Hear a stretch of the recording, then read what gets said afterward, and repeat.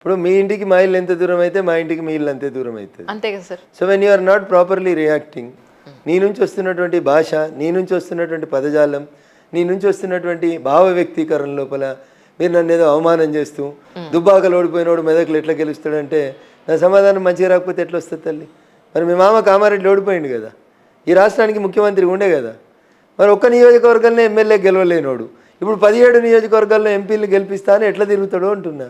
అది మీకు నచ్చకపోవచ్చు, నేను ఏకవాక్యం మాట్లాడడం నా సభ్యత కాకపోవచ్చు, కానీ you're hurting me like anything. మాట్లాడితే దుబ్బాకలు ఓడిపోయిండు. మరి మీ మామని కామారెడ్డిలో అదే కాషాయం కండు ఓడగొట్టింది కదా, అది గుర్తు చేయాలా వద్దా అంజలి గారు? కొడంగల్లో రేవంత్ రెడ్డి గారు ఓడిపోలేదా 2018 డిసెంబర్లో? మళ్ళీ వచ్చి మల్కాజిగిరికి ఎంపీ గెలవలేదా? దుబ్బాకలు ఓడిపోయిన రఘునందన్ మెదక్లు ఎట్లా పోటీ చేస్తాడు అంటారు? అదేమన్నా రూల్ అయింది, ఒక ఊరిలో పోటీ చేస్తే ఇంకో ఊరిలో ఓడిపోవద్దని చెప్పి? భారత రాజ్యాంగం అట్లా చెప్పలేదు కదా. మరి నన్ను ఎందుకు ఎగతాళి చేసినట్టు మాట్లాడాలి? మీకు ఆ భాషనే అర్థమవుతుంది కాబట్టి అదే భాషలో చెప్తున్నా నేను. మీకు ఏ భాష అర్థమైతే నేను అదే భాష మాట్లాడాలని నేను కోరుకుంటున్నాను. రోమ్లో ఉంటే రోమన్లా ఉండమని మాకు చదువు చెప్పిన సార్లు చెప్పారు. ఎదురుగున్న వాళ్ళు మంచిగా మాట్లాడితే నేను మంచిగా మాట్లాడతాను. ఎదురుగున్న వాళ్ళు ప్రొవోకేటివ్గా నోటికి వచ్చినట్టు బూతులు మాట్లాడి నా సెల్ఫ్ రెస్పెక్ట్ మీద దెబ్బ కొట్టినప్పుడు నేను మంచిగా ఉండాలని ఎట్లా కోరుకుంటారు అంజలి గారు? కానీ అడ్వకేట్స్ కూడా ఇన్ని పుస్తకాలు చదివి, ఇంత జ్యుడిషియరీ తెలుసుండి, ఇంత చట్టాల గురించి తెలిసిన వాళ్ళు కూడా ఇలా మాట్లాడలేరు సార్. మీరు అసలు ఇంత అనర్గళంగా సర్టైరికల్గా ప్రాసలో ఎలా మాట్లాడడం నేర్చుకున్నారు? సో నాకు చదువు చెప్పిన గురువులకు పోతుంది ఆ క్రెడిట్, మా అమ్మ నాన్నకు పోతుంది ఆ క్రెడిట్, పనిచేసినటువంటి జర్నలిజంకి పోతుంది అట్లాంటి credit. So all the way I worked in different professions. టీచర్గా సమాజాన్ని చూసిన, పిల్లల్ని తీర్చిదిద్దాలనుకున్నాను. జర్నలిస్ట్గా సమాజంలో జరుగుతున్న ఇర్రెగ్యులారిటీస్ చూసిన, ఒక వకీల్ సాబుగా పేద ప్రజల కష్టాలని చూసిన, జై తెలంగాణ రాజకీయాలకు వచ్చి తెలంగాణకు జరుగుతున్న అన్యాయాన్ని చూసిన, ఇన్ని వృత్తులలో పనిచేసి వచ్చిన, by the grace of God నేను కూడా అదే సిద్దిపేట అనే గడ్డ మీద పుట్టేసినోని. ఆ సిద్దిపేట నీళ్ళకుండే పౌరుషం అట్లుంటుంది. కవిత గారి అరెస్ట్ని ఖచ్చితంగా బీజేపీయే వాంటెడ్లీ చేసింది, అలాగే ఢిల్లీ సీఎంను కూడా అలాగే వాళ్లే చేశారు, ఇదంతా ప్లాన్డ్గానే జరుగుతోంది అని చాలామంది అనడం జరుగుతుంది. At the same time elections అయ్యేంత వరకు కూడా వీళ్ళెవరూ బయటకు వచ్చే అవకాశం లేదు అని అంటున్నారు. మరి మనీష్ సిసోడియా గారు అరెస్ట్ అయ్యి ఏడాది దినం కూడా అయిపోయింది, కేకులు కూడా కట్ చేసుకున్నారు. 365 రూపాయలు 365 రోజులు అయిపోయినాయని జైల్లో కేకులు కూడా కట్ చేసారు. మరి అప్పుడైతే ఎలక్షన్స్ లేవు కదా, ఢిల్లీ ఉప ముఖ్యమంత్రిని అరెస్ట్ చేసినప్పుడు అప్పుడైంది రాజకీయాల కోసమే చేసిరా? ఎట్లా అంజలి గారు? సమయం సందర్భం ఉంటుంది దేనికి కానీ. ఒక ఇన్వెస్టిగేటింగ్ ఏజెన్సీ ఒక కేసుని ఇన్వెస్టిగేషన్ చేస్తున్నప్పుడు దానికి ఒక సమయం, సందర్భం, సాక్ష్యాలు, ఆధారాలు వచ్చేదాకా వెయిట్ చేస్తారు. అట్లా వెయిట్ చేయడం తప్ప ఎట్లయితుంది? దాదాపు 12 సార్లు నోటీస్ ఇచ్చిర్రు కేజ్రీవాల్ గారికి రమ్మని చెప్పి, సమన్లు ఇచ్చిర్రు, మర్యాదపూర్వకంగా పిలిచిర్రు. అయ్యా మీరు ముఖ్యమంత్రి గారు రాజ్యాంగం మీద ప్రమాణం చేసిండ్రు, ఆ రాజ్యాంగాన్ని గౌరవించి రండి అని చెప్పినారు. రాకపోతే ఏం చేయాలి? మంచిగా చెప్తే అర్థం కాకపోతే ఏం చెప్పాలి? పోలీసు వాళ్ళ భాషలు చెప్తారు, జర్నలిస్టుల భాష చెప్తారు, పోలీసు వాళ్ళ భాషలో చెప్తారు. ఎవరి పని వాళ్ళు చేస్తూనే ఉంటారు. ఇంకా అంతకంటే ఎక్కువ ఏముంటాయి చెప్పండి. మల్లన్న సాగర్ ప్రాజెక్ట్ పరిస్థితి ఏంటి సార్? దాని మీద మీ స్టాండ్ ఏంటి? యాక్చువల్లీ సో ప్రాజెక్టులు కట్టొద్దని మేము ఎప్పుడు చెప్పలేదు. ప్రాజెక్టులు కట్టే పరిణామ క్రమంలో మనం భూసేకరణ చేస్తూ ఉన్నప్పుడు మనుషుల అభిప్రాయాన్ని వినుమని చెప్తాం. ఏ ప్రాజెక్టు కట్టినా అభిప్రాయ సేకరణ కంపల్సరీ జరుగుతుంది. అక్కడ ఉండేటువంటి భూ నిర్వాసితులకి ఏమడుగుతురు అనే చూడు. మీరు 1,00,000 కోట్లు పెట్టి కాళేశ్వరం కడుతూ ముందుకు పోతున్నప్పుడు ఆడున్న పేదోడు వాళ్ళ తాత, తండ్రి, కొడుకు ఆ భూమి మీద మమకారం పెంపొందించి చేసుకుంటారు. మీకు ఒక హృదయ విదారకరమైనటువంటి సంఘటన చెప్తా. రఘునందన్ ఎందుకు పరిచయ పదజాలం మాట్లాడుతుండ అనడానికి మనిషి అనేటువంటి ప్రతి ఒక్కరి గుండె కరిగేటువంటి ఒక మాట.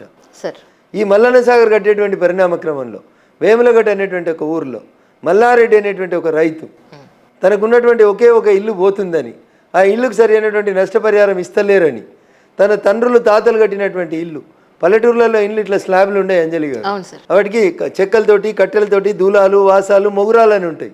తన కూతుర్లని వాళ్ళ అత్తగారింటికి పంపించి, భార్య చనిపోయింది, ఒక్కడే ఉన్నాడు మల్లారెడ్డి గారు, తన ఇంటి వాసాలు, దూలాలన్నీ కట్టెల్ని తెచ్చి, మనిషి చనిపోయినాక చితి ఎట్లా పేరుస్తారో అట్లా చితి పేర్చుకొని, తన చితిని తానే ఇంటి లోపల పేర్చుకొని, పెట్రోల్ పోసి దాని మీద ఆయన్నే పడుకొని నాయనని అంటు పెట్టుకొని చచ్చిపోయాడు మల్లారెడ్డి. ఇంతకంటే హృదయ విదారకరమైన సంఘటన ఏముంటుంది అంజలి గారు? ఆ రోజు నేను అక్కడికి పోతా అంటే, ఎమ్మెల్యే గుండి నేను అడిగి పోతా అంటే పోలీసు వాళ్ళని పెట్టి నన్ను అక్కడికి పోకుండా ఆపిండి ఇదే కలెక్టర్ వెంకటరామరెడ్డి. ఇక నేను బూతులు మాట్లాడడంలో, నా ఆవేదనలో, నా కడుపు కోతలో నేను ఎమ్మెల్యే గుండి మల్లన్న సాగర్కి విజిట్ని చేయనియకపోతే ఎవరితో మాట్లాడాలి అంజలి గారు? భాష మారుతుందంటే మారకపోతే ఏమవుతుంది? కడుపు కాలినోని బాధ ఇట్లే ఉంటుంది అంజలి గారు. True sir. మీరు మంచిగా ఏసీలో కూర్చొని 3 పూటలు బిర్యానీ తింటే మీరు ఏమండి బాగున్నారా అంటారు. అయ్యో కానీ నారాయణ, మేము ఎండలో తిరిగి కడుపు కాలుతున్న వాళ్ళం, జనం చప్పుడు చూస్తున్న వాళ్ళం, జనం ఏడుపు చూస్తున్న వాళ్ళం, జనం తరఫున వకాలతో ఉంచుకున్న వాళ్ళ మాట బరాబరి కడుపు కాలినోని మాట ఇట్లే వస్తుంది. True sir. కడుపు నిండినోనికి కడుపు ఎండినోనికి మధ్యలో తేడా ఉంటుంది. 100%. సార్ నువ్వు కడుపు నిండి 1000 కోట్లు సంపాదించుకున్నోనివి నువ్వు, మేము మా చితిని మేము పేర్చుకొని చచ్చిపోతే కనీసం ఆ కుటుంబాన్ని ఆదుకోవాలనే మానవత్వం లేని మనిషివి నువ్వు. నీకు 100 కోట్లు ఉంటుంది, 1,00,000 కోట్లు ఉంటుంది సార్. ఏంది రఘునందన్ రావు మల్లన్న సాగర్లో ఏమి ఇప్పియలే, అంతా నాశనం చేసింది నువ్వు. రాత్రి పోలీసు వాళ్ళని పెట్టి, జామర్లు పెట్టి ఊరు సూత్తు, 12 గంటల రాత్రి ఇంటి ముంగట డీసీఎం పెట్టి, మనుషుల్ని తెల్లవారేసి సామాన్లన్నీ తెల్లవారేసి పోలీసు వాళ్ళతోటి ఊర్లు ఖాళీ చేయించినటువంటి కలెక్టర్ వెంకటరామరెడ్డి గారు. ఇంకా ఆయన గురించి మంచిగా ఎట్లా మాట్లాడాలనిపిస్తుంది అంజలి గారు? ఎందుకు మాట్లాడాలి మంచిగా? మమ్మల్ని ఏడిపించినావు, మా కళ్ళకి వెళ్ళి రక్తం కారుతుంటే మమ్మల్ని ఎత్తుకపోయి ఊరోతలు వారేసినావు. ఇది మా మల్లన్న సాగర్ ప్రజల గొంతుకు. రఘునందన్ రావు గెలిచిన తర్వాత సంతకాలు పెట్టనోళ్ళు, కోర్టు కోనోళ్ళు, ఇంకా మిగిలిపోయిన వాళ్ళు ఎవరైనా ఉంటే వాళ్ళకి చెప్పినట్టు 13 లక్షలు, 15 లక్షలు, 16 లక్షలు ఇదే వెంకటరామరెడ్డిని గెస్ట్ హౌస్లలో కూర్చోబెట్టి ఇస్తావా సస్తావా అని ఇప్పించిండు రఘునందన్. అందరికీ ఇప్పియలేకపోవచ్చు. సంతకాలు పెట్టనోళ్ళు, గవర్నమెంట్కి వ్యతిరేకంగా నిలబడి పోరాడిన వాళ్ళు, వాళ్ళందరికీ ఇప్పిస్తూ వచ్చింది. ఇది మా గుండె కోత, మా ఆవేదన. ఇది వ్యక్తిగతంగా నాకేం వెంకటరామరెడ్డి తోటి గట్టు పంచాయతీ లేదు, ఆయన ఆస్తిలో నేనేం అక్క అడిగినోని కాదు, గట్టు పంచాయతీ లేదు. కానీ ప్రతిపక్షాల నాయకులందరికీ కూడా మీరంటే ఎందుకంత కక్ష, ఎందుకు ఇన్ని సో ఉన్నట్టు మాట్లాడేటోడు ఊరందరికీ శత్రువు అవుతాడు. నిజం మాట్లాడొద్దు, నిజం మాట్లాడద్దు. మీరు వచ్చిరనుకోరా, మీరు చాలా బాగున్నారండి, అందంగా మాట్లాడుతున్నారని పోడితే మీకు నచ్చుతుంది. నీకేం ప్రశ్నలు అడగడానికే రాలేదన్నా అనుకోర్రి, మీరేమనుకుంటారా వీళ్ళు మళ్ళీసారి ఇంటర్వ్యూ చేయొద్దు అనుకుంటారు. సో ఉన్నట్టు మాట్లాడిన అనుకోరు, ఎవరికైనా నచ్చుతుందా? ఇప్పుడు మీ మనసులో అలాంటి ఫీలింగ్ ఉందండి? మీ గురించి చెప్తున్నాను, జనరల్ విషయం చెప్తున్నాను. ఉన్నట్టు మాట్లాడితే ఊరందరికి శత్రువు. ఇప్పుడు కేసీఆర్ గారు 10 ఏళ్ళు తెలంగాణ ఉద్యమం చేపించి మమ్మల్ని గల్లీలో ఒక పాట పాడిపించిండు, జయ జయ హే తెలంగాణ జననీ జయ కేతనమని. ఇదేంటి అంటే రేపు తెలంగాణ వచ్చినాక జనగణమన లెక్క మనం దీన్ని రాష్ట్ర గీతం చేద్దాము అన్నాడు. రఘునందన్ రావు ఎమ్మెల్యే అయిపోయే కంటే ముందు 7 సంవత్సరాలు అసెంబ్లీలో ఎవ్వరు కూడా సార్ మరి మన రాష్ట్ర గీతం ఏంది, జయ జయ హే తెలంగాణ జననీ జయ కేతనం మన రాష్ట్ర గీతం ఎందుకు కాదు సార్ అని ఒక ఎమ్మెల్యే అడగలే. రఘునందన్కి అసెంబ్లీలో మైక్ దొరికితే మొదటి రోజే అడిగిండు. తమిళనాడుకు తమిళనాడు గీతం ఉంది, మహారాష్ట్రకు మహారాష్ట్ర గీతం ఉంది, తెలంగాణకు తెలంగాణ రాష్ట్ర గీతంగా మీరు చెప్పిన జయ జయ హే తెలంగాణ జననీ జయ కేతనం ఎందుకు రాష్ట్ర గీతం కాలేకపోయింది కేసీఆర్ గారు అంటే లేచి నిలబడి సమాధానం చెప్పాల్సి వచ్చింది ముఖ్యమంత్రికి. కాలదా ఇక ఆయనకు?